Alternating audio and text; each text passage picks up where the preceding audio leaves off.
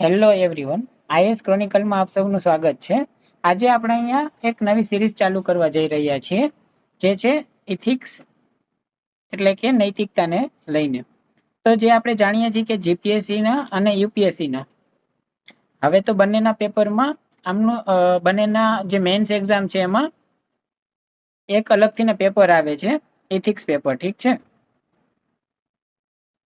તો આ જે પેપર છે એના માટે આપણે જે તૈયારી કરી શકીએ અને જેમના રિસોર્સ પણ ઓછા જે ઓનલાઈન અવેલેબલ છે તેવી એ નૈતિકતા એટલે કે ઇથિક્સને લઈને આપણે અહીંયા પૂરી એક સિરીઝ ચાલુ કરી રહ્યા છીએ, જેમાં આપણે નૈતિકતાને સમજશી, તેમના વિવિધ પહેલુઓને સમજશી અને ત્યારબાદ આપણે તેમને જે પ્રેક્ટિકલ કેસ સ્ટડીઝ હોય તેમાં ઉતારવાની અને તેમાં કઈ રીતના તે નૈતિકતાનો યુઝ કરી શકીએ અને કેસ સ્ટડીઝનો જવાબ લખી શકીએ તેના વિશે જોશું. તો આજનો આપણો પહેલો ટોપિક છે નૈતિકતા અને માનવ સંવાદ એટલે કે ઇથિક્સ અને હ્યુમન ઇન્ટરફેસ. નૈતિકતા અને માનવ સંવાદમાં જે સબ ટોપિક્સ છે તેમાં સમાવેશ થાય છે માનવીય ક્રિયાઓમાં નૈતિકતાનું તત્વ, તેના નિર્ધારકો અને પરિણામો, નૈતિકતાના વિવિધ પરિમાણો અને ખાનગી અને જાહેર સંબંધોમાં નૈતિકતા. તો આજે આપણે નૈતિકતા એટલે કે ઇથિક્સનો બેઝિક ખ્યાલ મેળવશી અને ત્યારબાદ તેમની વ્યાખ્યાઓ જોતા થોડા આગળ વધશી. તો નૈતિકતા શું છે, ઇથિક્સ શું છે? તો મહાભારતના એક વાક્ય દ્વારા આપણે તેમને સમજવાની શરૂઆત કરીએ. આત્મનન પ્રતિકૂલાની પરેશાન સમાચરેત, મતલબ કે આત્માને જે અપ્રિય લાગે છે તે બીજાઓ સાથે ના કરવું. તો આવો જ કંઈક સિદ્ધાંત ખ્રિસ્તી ધર્મ એટલે કે ક્રિશ્ચિયન ધર્મમાં જોવા મળે છે કે બીજાઓ સાથે એવું વર્તન ન કરો જેવું તમે ઈચ્છો છો કે તેઓ તમારી સાથે ના કરે. તો એક રીતના કહીએ તો એથિક્સ એ રેસિપ્રોકલ એક્શન્સ છે કે તમે એવું જ વર્તન કરો જેવું તમે બીજાઓ પાસેથી ઈચ્છો છો. આગળ આપણે જોઈએ તો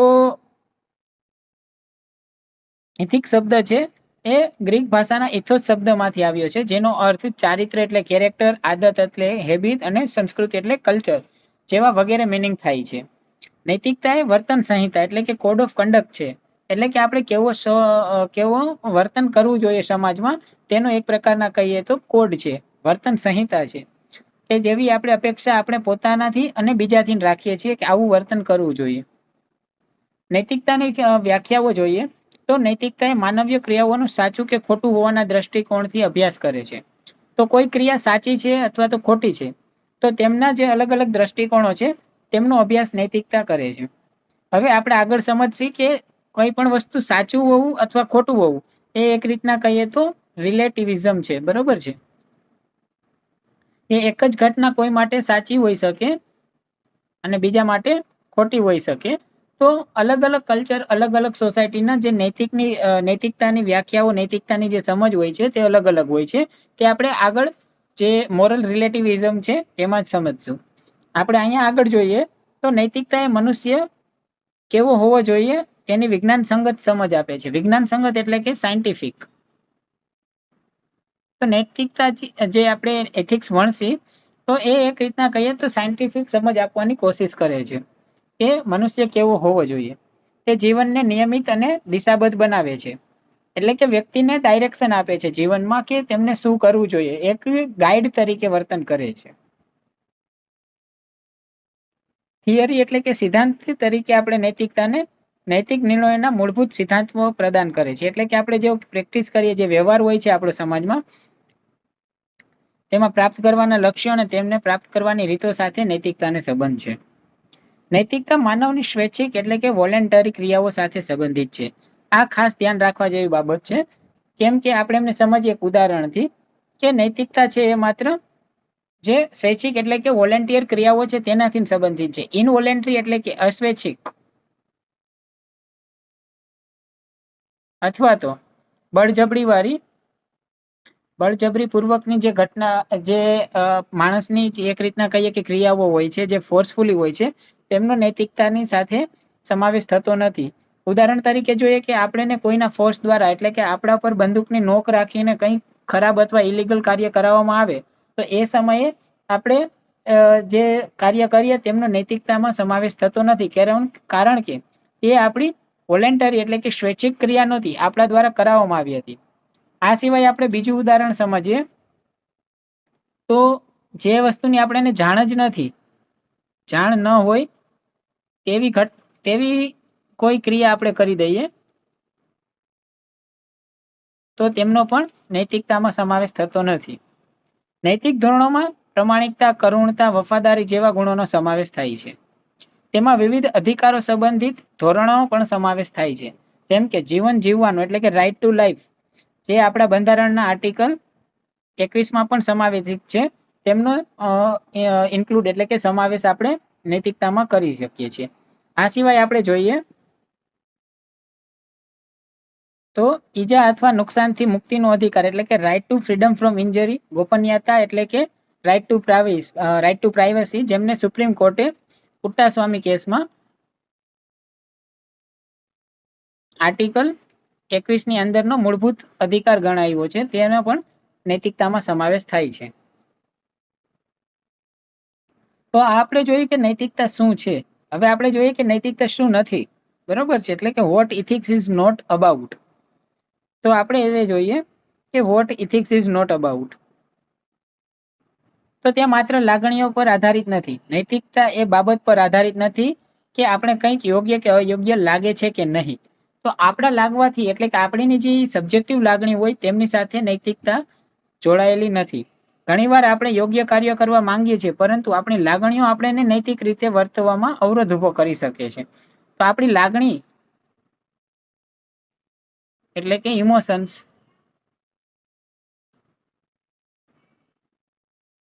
બરોબર, આપણી લાગણી એટલે કે ઇમોશન્સ તે નૈતિકતાથી ઘણી વખત વિરુદ્ધ હોઈ શકે. તો નૈતિકતા એ માત્ર લાગણી પર આધારિત નથી. બીજું જોઈએ તો માત્ર ધર્મ અથવા ધાર્મિક માન્યતાઓ વિશે પણ નથી.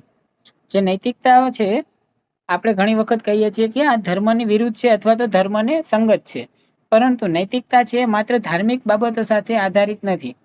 નૈતિકતા માત્ર ધર્મ અથવા ધાર્મિક માન્યતા સાથે મર્યાદિત નથી, એટલે કે એમનાથી ને પણ આગળ જઈને પણ તેમાં કોઈ પ્રિન્સિપલ એટલે કે સિદ્ધાંત રહેલો હોઈ શકે. જોકે મોટા ભાગના ધર્મોમાં નૈતિકતા આચાર સંહિતા સમાવિષ્ટ હોય છે, એટલે કે લગભગ બધા ધર્મમાં કે મનુષ્ય કેવી રીતના વર્તન કરવું જોઈએ, કેવી રીતના સારું જીવન જીવી શકે, તેમને રિલેટેડ બધી આચાર સંહિતા હોય છે. છતાં નૈતિક બનવા માટે ધાર્મિક શ્રદ્ધા હોવી આવશ્યક નથી. આ એક ખૂબ જ અગત્યનો પોઈન્ટ છે કે તમે રિલિજિયસ ના પણ હો તો પણ તમે ઇથિકલ હોઈ શકો. બરોબર છે, તમે ધાર્મિક ના હોવા છતાં પણ તમે નૈતિક રીતના સાચા હોઈ શકો. અને આનું ઊંધું પણ શક્ય છે કે તમે ધાર્મિક રીતે સાચા છો પરંતુ નૈતિક રીતના ખોટા છો. તો એમના પણ ઘણા ઉદાહરણો જોવા તમને મળી રહે.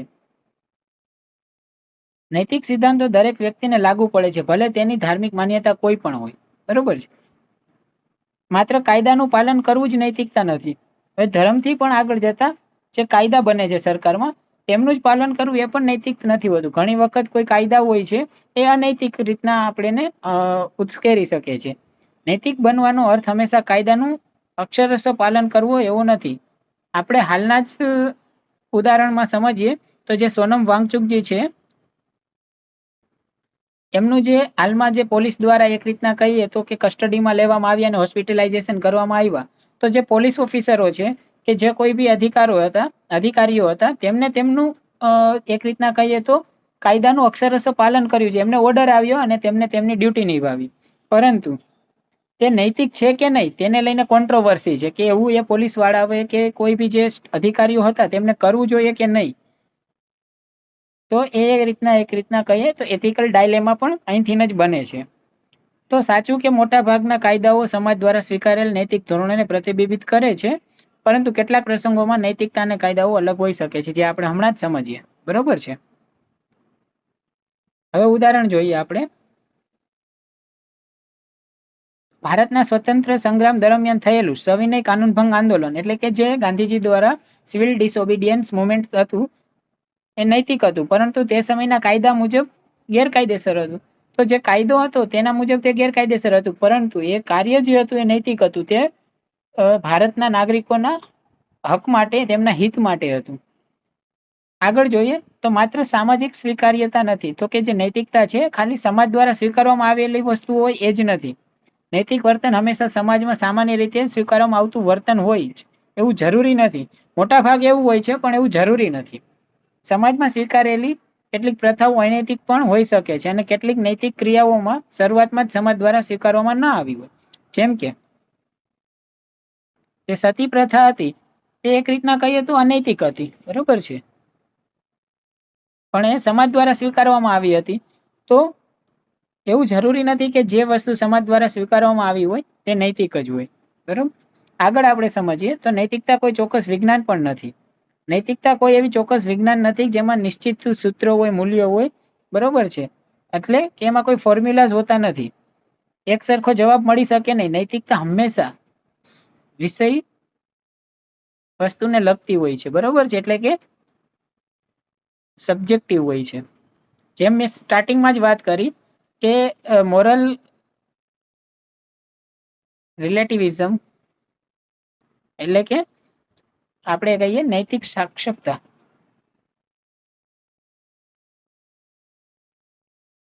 બરોબર છે, હરેક કલ્ચરની અલગ નૈતિકતા હોય છે, હરેક દેશની અલગ નૈતિકતા હોય છે. એવી રીતના તો નૈતિકતાનો કોઈ ફોર્મ્યુલા નથી, એ બધા માટે સરખી હોય એવું જરૂરી નથી. દરેક નૈતિક સંકટ એટલે કે મોરલ ડાયલેમાની પરિસ્થિતિ અલગ હોય છે. તેથી નૈતિક નિર્ણય માટે વિચાર, વિવેક અને મૂલ્યોની જરૂર પડે છે. આગળ જોઈએ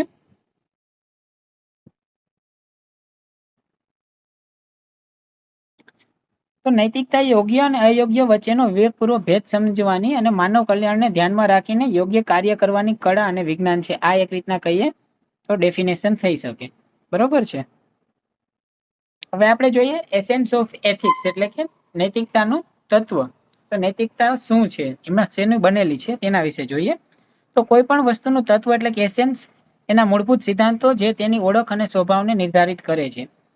તો નૈતિકતાનું તત્વ એટલે નૈતિકતાનો આંતરિક સ્વભાવ, ઇન્ટ્રિસ્ટિક નેચર, અથવા તો એવી અનિવાર્ય વિશેષતા કે જે તેના ચારિત્ર્યને નિર્ધારિત કરે છે. નૈતિકતાનું તત્વ તેના વિવિધ સિદ્ધાંતો અને દાર્શનિક અભિગમો દ્વારા સમજાવી શકાય છે. તો નૈતિકતા શેનાથી બનેલી છે તે આપણે તેમના જે વિવિધ સિદ્ધાંતો એટલે કે પ્રિન્સિપલ્સ છે અને જે ફિલોસોફિકલ એટલે કે દાર્શનિક અભિગમો છે, પેરાડિગ્મ્સ એને કહી શકીએ, તેનાથી સમજાવી શકાય છે.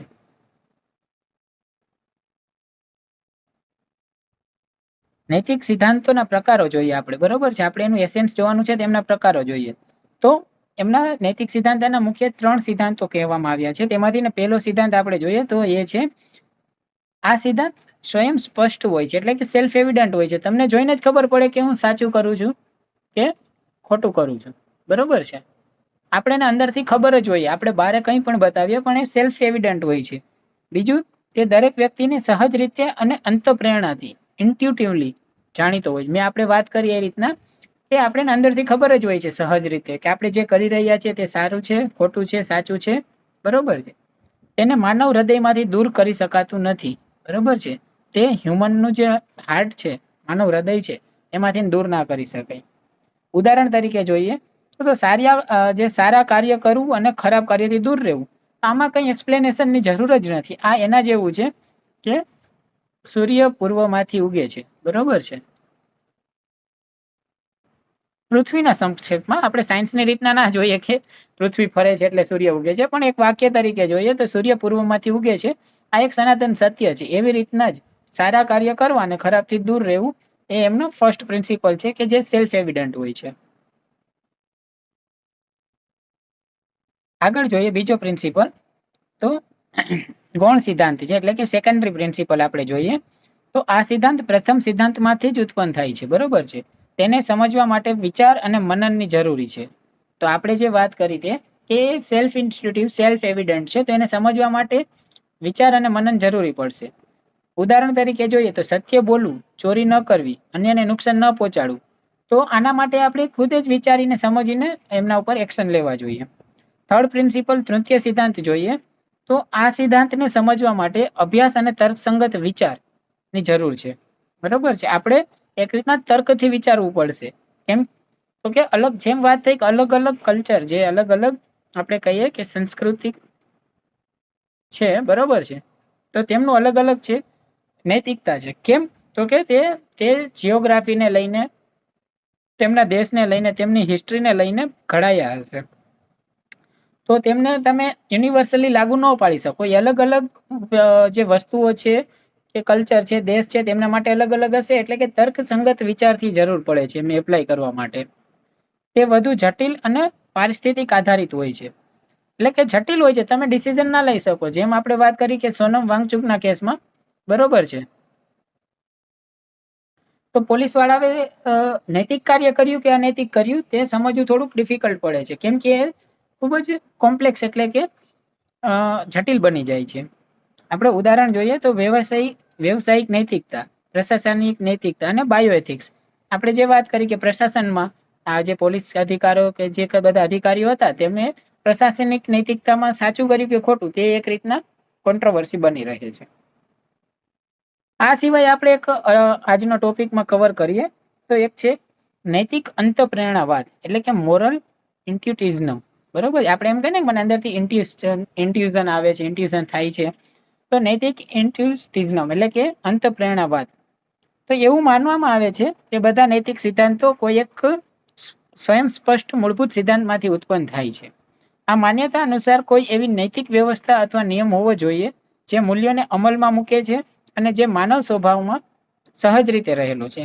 આને નૈતિક અંતઃપ્રેરણાવાદ કે એવું કંઈક તો હોવું જોઈએ માણસમાં, હ્યુમન્સમાં, કે એમની અંદરથી જ આ રીતના જે એક રીતના કહીએ તો નૈતિક અંતઃપ્રેરણા થાય છે. એમને ખબર પડે છે કે સાચું શું છે, ખોટું શું છે, અંદરથી જ અવાજ આવે છે. બરોબર છે. તો આ તો નૈતિક અંતઃપ્રેરણાવાદ એના 3 મુખ્ય દાવા કરે છે. જે આ જે અંતઃપ્રેરણાવાદ છે એ ગુડ એટલે કે સારાની કલ્પના સરળ અને અવ્યાખ્યાયિત છે. બરોબર છે. કોઈ વસ્તુ સારું છે ને તમે વ્યાખ્યાયિત કઈ રીતના કરી શકો? એમને વ્યાખ્યાયિત જ ના કરી શકાય. આપણે વાત કરીએ કે ચોરી ન કરવી, બરોબર છે, ચોરી કરવી ખરાબ છે અને ચોરી ન કરવી સારું છે. તો ચોરી ન કરવી સારું છે, એમને વ્યાખ્યા કેમ કરવી? એ એકદમ સરળ સમજાઈ શકે એવું અવ્યાખ્યાયિત લક્ષણ છે. બરોબર છે. આગળ જોઈએ આમ જ. તો બીજો આપણે એમનો જે મુદ્દો જોઈએ, સારા એક સરળ અને મૂળભૂત ખ્યાલ છે જેને સંપૂર્ણ રીતે વ્યાખ્યાયિત કરી શકાય નહીં. જો કોઈ વ્યક્તિ સારાને સમાજ દ્વારા સ્વીકારેલું તરીકે વ્યાખ્યાયિત કરે તો પ્રશ્ન ઉદ્ભવે. શું સમાજ દ્વારા સ્વીકારેલી દરેક વસ્તુ ખરેખર સારી જ હોય છે? તો જવાબ સ્પષ્ટપણે ના છે. આપણે જોયું કે જે રીતના સતી પ્રથા હતી તો એ ખરાબ વસ્તુ હતી. તેથી સારાને માત્ર અન્ય ખ્યાલોથી મદદથી વ્યાખ્યાયિત કરી શકાતું નથી. નૈતિક નિષ્કર્મો માત્ર બિન નૈતિક તથ્યોના આધારે જ સાબિત કરી શકાતા નથી. બરોબર છે. આ તો પહેલો પ્રિન્સિપલ હતો કે એ સરળ અને અવ્યાખ્યાયિત હોય છે. બરોબર છે. શું? સરળ અને અવ્યાખ્યાયિત. આ ફર્સ્ટ પ્રિન્સિપલ હતો. હવે આપણે જોઈએ સેકન્ડ પ્રિન્સિપલ. નૈતિક સત્ય માનવ વિચારો કે લાગણીઓથી સ્વતંત્ર હોય છે. જે આ સ્ટાર્ટિંગમાં જ વાત કરી કે લાગણીઓથી ને સ્વતંત્ર છે. કેટલીક નૈતિક સચ્ચાઈઓ ઓબ્જેક્ટિવ મોરલ ટ્રુથ એવી હોય છે જે માનવ વિચાર અથવા લાગણી પર આધાર રાખતી નથી. તે સ્વતંત્ર રીતે અસ્તિત્વ ધરાવે છે. આપણે એમનું ઉદાહરણ જોઈએ. દ્વેષ સ્વયંમાં ખોટો છે, એટલે કે કોઈ માટે ઈર્ષા કરવી એ સ્વયંમાં ખોટો છે. તો એમાં લાગણી સાથે કઈ લેવા દેવા નથી. બરોબર છે. જો સમગ્ર સમાજ દ્વેષને યોગ્ય માને તો પણ તે ખોટો જ રહેશે. આખી દુનિયા એમ કહી કે આપણે એકબીજાનો ખાર કરવાનો, તો એ સાચું નહીં થઈ જાય, એ ખોટી જ વસ્તુ છે. બરોબર છે. આથી નૈતિક મૂલ્ય માત્ર બહુમતીના અભિપ્રાય પર આધારિત નથી. બરોબર છે. આ પણ એક ખૂબ અગત્યનું વાક્ય બની રહે. ડાયરેક્ટ પરીક્ષામાં પૂછાઈ પણ શકે. બરોબર છે કે નૈતિક મૂલ્યો માત્ર બહુમતીના અભિપ્રાય પર આધારિત નથી. સમજાવું. બરોબર. 10 માર્ક્સ. નૈતિક ચેતના માનવ ચેતનાનો અભિન્ન ભાગ છે. બરોબર છે. નૈતિક ચેતના એટલે કે મોરલ કોન્શિયસનેસ માનવ ચેતનાનો મહત્વપૂર્ણ અને અવિભાજ્ય ભાગ છે. માનવ ચેતના સતત વિકાસની પ્રક્રિયા છે જેમાં વ્યક્તિ વધુ નૈતિક બને છે, પોતાના અસ્તિત્વ વિશે જાગૃત બને છે અને તેને કેવું હોવું જોઈએ તેની સમજ વિકસાવે છે. આ પ્રક્રિયામાંથી નૈતિક મૂલ્યો અને નૈતિક નિયમો જન્મ લે છે. બરોબર છે. એકબીજા પર ડિપેન્ડન્ટ છે, અભિન્ન ભાગ છે. એમની અંદર જ આવેલી છે નૈતિક ચેતના છે. માનવ ચેતના એટલે કે હ્યુમન કોન્શિયસનેસ ની અંદર જ મોરલ કોન્શિયસનેસ આવેલી છે. એટલે કે મોરલ વેલ્યુઝ છે એ મોરલ પ્રિસ્પેક્ટિવ છે. બરોબર છે. નૈતિકતાનું તત્વ એ માનવતા પર આધારિત છે કે મનુષ્યમાં કેટલીક નૈતિક સચ્ચાઈઓ સહજ રીતે રહેલી હોય છે. બરોબર છે. જેમ વાત કરી કે અંતઃપ્રેરણાવાદની વાત થઈ એ રીતના તો નૈતિકતાનું તત્વ એટલે કે એસેન્સ ઓફ એથિક્સ. બરોબર છે. એ સચ્ચાઈઓની સહજ રીતે રહેલી હોય છે. આ સચ્ચાઈઓ અંતઃપ્રેરણાથી જાણી શકાય છે અને તે જ સત્ય, ન્યાય, કરુણા, અહિંસા અને માનવ કલ્યાણ જેવા નૈતિક મૂલ્યોનો આધારસ્તંભ બને છે. નૈતિકતા માત્ર બાહ્ય નિયમોનું પાલન નથી, પરંતુ માનવ ચેતનાના વિકાસ અને આત્મજાગૃતિની પ્રક્રિયા પણ છે. બરોબર છે. તો આપણે ખુદને જ એક રીતના જાગૃત કરીએ અને સમજીએ, વિકાસ કરીએ, તે નૈતિકતા છે. બહારના જે નિયમો છે તેમનું પાલન કરવું એ જ નૈતિકતા નથી. તો આ હતું આજનું આપણું એક રીતના કહીએ તો નૈતિકતા વિશેનો લેક્ચર. તો તમને કેવો લાગ્યો? તમારા લાઈક, શેર, કમેન્ટ કરો. આપણે આ સિરીઝ આગળ કન્ટિન્યુ કરીએ કે કેમ. આવતા વિડીયોમાં મળીએ છીએ. ત્યાં સુધી ટેક કેર. Good bye.